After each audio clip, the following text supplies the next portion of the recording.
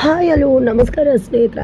ಇತ್ತ ಕಡೆ ವಿದ್ಯಾ ನಿಜಕ್ಕೂ ಕೂಡ ಈಶ್ವರಿ ಹಾಗೆ ಅವರ ಮಗ ಸುಭಾಷ್ಗೆ ನಿಂತಲ್ಲೇ ನಡಗಿಸಿ ಬೆವರಳಿಸ್ಬಿಟ್ಟಿದ್ದಾಳೆ. ಹಾಗಿದ್ರೆ ಇದರಿಂದಾಗಿ ರೊಚ್ಚಿಗೆದ್ದಿರ್ತಕ್ಕಂಥ ಸಿಟ್ಟಿಗೆದ್ದಿರ್ತಕ್ಕಂಥ ಈಶ್ವರಿ ದೊಡ್ಡ ಒಂದು ಮಹಾ ಸಂಚು ರೂಪಿಸ್ತಿದ್ದಾರೆ. ಹಾಗಿದ್ರೆ ಇಲ್ಲಿ ಈಶ್ವರಿ ಕೈಗೆ ವಿದ್ಯಾಳ ಮತ್ತೊಂದು ಒಂದು ವಿಷಯ ಕೈಗೆ ಸಿಕ್ಕೇ ಬಿಡ್ತಾ ಈಶ್ವರಿ ಮಗದೊಮ್ಮೆ ಇಲ್ಲಿ ವಿದ್ಯಾಳನ್ನ ಆಟಾಡ್ಸೋಕೆ ಶುರು ಮಾಡಿಕೊಂಡ್ರೆ ಏನಾಯ್ತು ಏನು ಕತೆ. ಇತ್ತ ಕಡೆ ಭದ್ರಾ ಕೂಡ ಸಿಡಿದೆದ್ದಿದ್ದಾರೆ.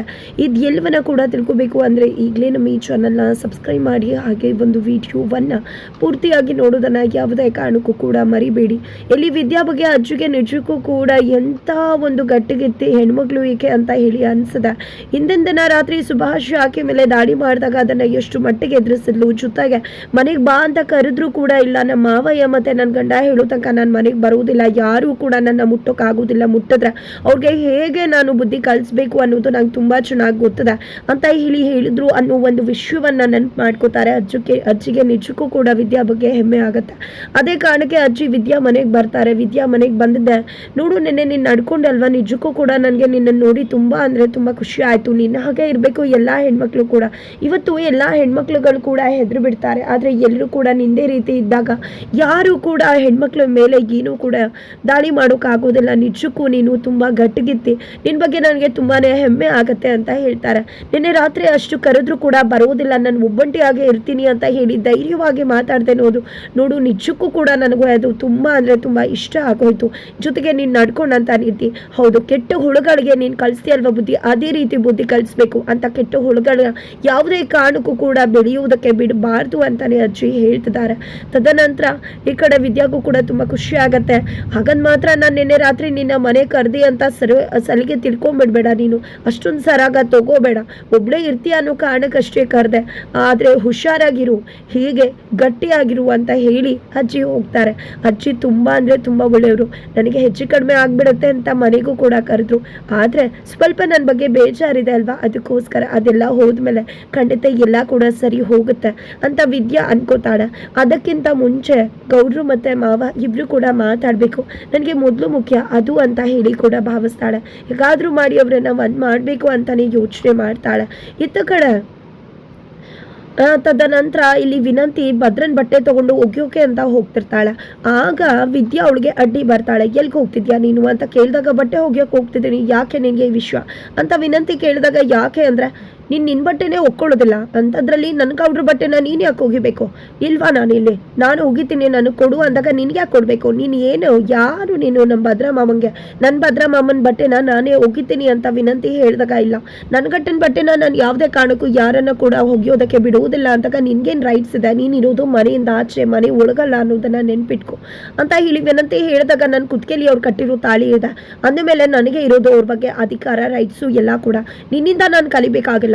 ನೋಡು ಈಗ ನನ್ನ ಗಂಡನ ಬಟ್ಟೆನ ನಾನೇ ಒಗೆಯೋದು, ನಾನೇ ಎಲ್ಲವನ್ನ ಕೂಡ ಅವ್ರಿಗೆ ಕಾಳಜಿ ಮಾಡೋದು, ನಾನು ಆಚೆ ಇರ್ಬೋದು ಅಷ್ಟೇ, ಆದರೆ ನನ್ನ ಗಂಡನ ಕರ್ತವ್ಯನ ನಾನು ಎಂದೂ ಕೂಡ ಮರೆಯೋದಿಲ್ಲ, ಯಾರಿಗೂ ಕೂಡ ಬಿಟ್ಕೊಡೋದಿಲ್ಲ ಅನ್ನೋದನ್ನ ನೆನ್ಪಿಟ್ಕೊ ಅಂತ ಹೇಳಿ ಇಲ್ಲಿ ವಿನಂತಿ ಹತ್ರ ಬಟ್ಟೆ ತಗೊಂಡು ಹೋಗ್ಬಿಡ್ತಾಳೆ. ಇದರಿಂದ ವಿನಂತಿಗೆ ತುಂಬಾ ಬೇಜಾರ ಆಗ್ಬಿಡುತ್ತೆ.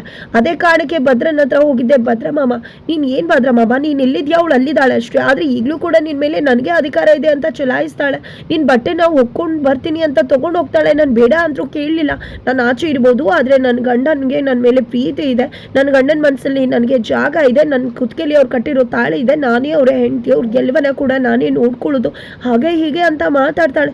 ನನಗೆ ಎಷ್ಟೇ ಹೇಳಿದ್ರು ನಮ್ಮ ಮೇಲೆ ಅಧಿಕಾರ ದರ್ಬಾರ್ ಚಲಾಯಿಸ್ತಾಳೆ. ನಿಜ ಹೇಳಬೇಕು ಅಂದರೆ ಅಲ್ಲಿದ್ಕೊಂಡೆ ಇಷ್ಟೆಲ್ಲ ದರ್ಬಾರ್ ಚಲಾಯಿಸ್ತಾಳೆ, ಇಷ್ಟೆಲ್ಲ ಮಾಡಿ ನಿಜಕ್ಕೂ ಕೂಡ ಅವಳಂತೂ ಖಂಡಿತ ನಿನ್ನನ್ನು ಖಂಡಿತ ತನ್ನ ಕಪಿ ಮುಷ್ಟಿಗೆ ತಗೋತೀನಿ ಮತ್ತೆ ಈ ಮನೆಗೆ ಬರ್ತೀನಿ ಅನ್ನೋ ರೀತಿಯಲ್ಲೇ ಮಾತಾಡ್ತಿದ್ದಾಳೆ ಮಾಮ ಅಂತ ಹೇಳಿ ವಿನಂತಿ ಹೇಳಿದಾಗ ಇದರಿಂದ ಭದ್ರೇಗೌಡರು ಸಿಟ್ಟಿಗೆ ಹೇಳ್ತಾರೆ. ತಕ್ಷಣ ಇಲ್ಲಿ ವಿದ್ಯಾ ಹತ್ರಕ್ಕೆ ಹೋಗ್ತಾರೆ. ವಿದ್ಯಾ ತನ್ನ ಗಂಡನ ಬಟ್ಟೆಯನ್ನು ಒಗಿತಿರ್ತಾಳೆ. ಅಲ್ಲಿಗೆ ಭದ್ರೇಗೌಡರು ಹೋಗಿದ್ದೆ, ಏನು ನೀನು ಯಾಕೆ ನನ್ನ ಬಟ್ಟೆ ಒಗಿತಿದ್ಯಾ ಅಂದಾಗ ನನಗೆ ಅಧಿಕಾರ ಇದೆ, ನಿಮ್ಮ ಬಟ್ಟೆ ಒಗೆಯೋದು ನನ್ನ ಧರ್ಮ, ನನ್ನ ಕರ್ತವ್ಯ, ನನ್ನ ಗಂಡ ನಾನು ಕಾಳಜಿ ಮಾಡಿದೆ ಇನ್ಯಾರು ಮಾಡ್ತಾರೆ, ಅದಕ್ಕೋಸ್ಕರ ಒಗಿತಿದ್ದೀನಿ ಅಂದಾಗ ಏನೂ ಕೂಡ ಬೇಕಾಗಿಲ್ಲ, ನೀನು ಯಾವಾಗ ನನಗೆ ಮೋಸ ದ್ರೋಹ ಮಾಡಿದ್ಯೋ ಆ ಕ್ಷಣನೇ ನಿನ್ನ ಸಂಬಂಧ ಮೂರ್ತು ಹೋಯ್ತು ಅಂತ ಭದ್ರಾ ಹೇಳ್ತಿದ್ದಾರೆ. ಅಯ್ಯೋ ಯಾಕೆ ರೀತಿ ಮಾತಾಡ್ತೀರಾ ಅಂದಾಗ ಸುಮ್ಮನೆ ವಿನಾಕಾರಣ ನನ್ನ ಜೀವನಕ್ಕೆ ಮತ್ತೆ ಬರ್ಬೋದು, ನನ್ನ ಮನಸ್ಸಲ್ಲಿ ನಿನಗೆ ಜಾಗ ಇದೆ ಅಂತ ಅಂದ್ಕೊಂಡಿದ್ರೆ ಅದು ನಿನ್ನ ಭ್ರಮೆ ಅಷ್ಟೇ, ಯಾವುದೇ ಕಾರಣಕ್ಕೂ ನನ್ನ ಮನಸ್ಸಲ್ಲಿ ನನ್ನ ಮನೆಯಲ್ಲಿ ನಿನಗೆ ಜಾಗ ಇಲ್ಲ ಅಂತ ಹೇಳ್ತಾರೆ. ಜೊತೆಗೆ ಈ ಬಟ್ಟೆನ ನಿನ್ನ ಒಗಿಬಾರ್ದು, ನಿನ್ನ ಕಂಡ್ರೆ ನನ್ಗೆ ಆಗೋದಿಲ್ಲ, ಅಂಥದ್ರಲ್ಲಿ ನೀನು ಮುಟ್ಟಿರೋ ಬಟ್ಟೆನ ನಾನು ಹಾಕೋತೀನಿ ಅಂತ ಹೇಗೆ ಭಾವಿಸ್ತೆ ನೀನು ಅಂತ ಹೇಳಿ ಆ ಬಟ್ಟೆಗಳನ್ನ ಅರ್ಥ ಆಗ್ಬಿಡ್ತಾರೆ. ಇನ್ನು ಮುಂದೆ ಯಾವುದೇ ಕಾರಣಕ್ಕೂ ಇಂಥ ದುಸ್ಸಾಹಸಕ್ಕೆ ಕೈ ಹಾಕಬೇಡ ಅಂತ ಹೇಳಿ ಹೋಗ್ಬಿಡ್ತಾರೆ. ಈ ಒಂದು ಮಾತಿಂದ ವಿದ್ಯಾಗೆ ತುಂಬ ಅಂದರೆ ತುಂಬ ಬೆಚ್ಚರ ಆಗತ್ತೆ. ಗೌಡ್ರೆ, ನೀವು ಈ ರೀತಿ ಮಾತಾಡಿರ್ಬೋದು, ಹಾಗಂದು ಮಾತ್ರಕ್ಕೆ ಖಂಡಿತ ನಾನು ನನ್ನ ಕರ್ತವ್ಯನ ಬಿಡುವುದಿಲ್ಲ, ನನ್ನ ಗಂಡನ ಕರ್ತವ್ಯನ ನಾನೇ ಮಾಡೋದು ಅಂತಾನೆ ಅನ್ಕೋತಾ ಇದ್ದಾರೆ.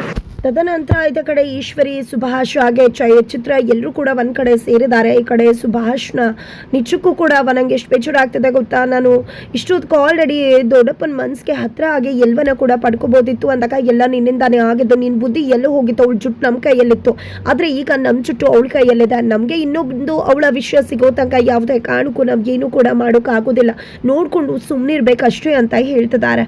ಈ ಕೂಡ ಅಷ್ಟರಲ್ಲಿ ಲೆಕ್ಕಪತ್ರ ಅಲ್ಲಿಗೆ ಬರ್ತಾರೆ. ಲೆಕ್ಕಪತ್ರ ಅವರು ಬಂದಿದ್ದ ಒಂದಷ್ಟು ಲೆಕ್ಕಗಳನ್ನ ತಗೊಂಡ್ ಬರ್ತಾರೆ. ಯಾಕೆ ಇಲ್ಲಿಗೆ ಬಂದಿದ್ಯಾ ನೀನು ಅಂತ ಸುಭಾಷ್ ಕೇಳ್ತಿದ್ದಾರೆ. ಇಲ್ಲಿ ಈಶ್ವರಿ ಅವರು ನಾನೇ ಅವನನ್ನ ಕರೆಸಿದ್ದು ಅಂತ ಹೇಳ್ತಾರೆ.